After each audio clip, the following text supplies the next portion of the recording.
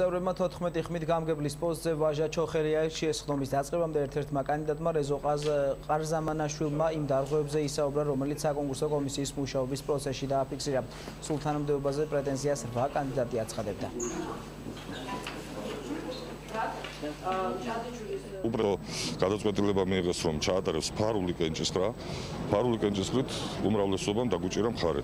რაც შეეხება გეგმებს, იქნება კანონიერად, კანონის შესაბამისად, არც ერთ ნაბიჯს არ გადავდგავთ, ისეც რომელიც იქნება უკანონო, მოსახლეობასთან ერთად, არასამთავრობო სექტორთან ერთად, იქნება მაქსიმალურად გამჭვირვალე ჩვენი მუშაობა, საკრებულოსთან ერთად და იმედი გვაქვს, რომ ხალხთან ერთად ბევრ სასიკეთო საქმეს შევძლებთ და გადავწყვეტებთ. აბსოლუტურად 7 ვითარებაში ჩაიარა, მიიღეს თავისი გადაწყვეტილება და საკრებულო კიდეთ სცემს რა თქმა უნდა დეპუტატების გადაწყვეტილებას პატივს. ერთი ძირითადი დარღვევა რაც შეიძლება რომ ითქვას, ეს 5 დღის ვადა აქვს რომ გვაცნობა, ანუ მე დღემდე არანაირი ცნობა არ მიმიღია. კი, ვაპირებ.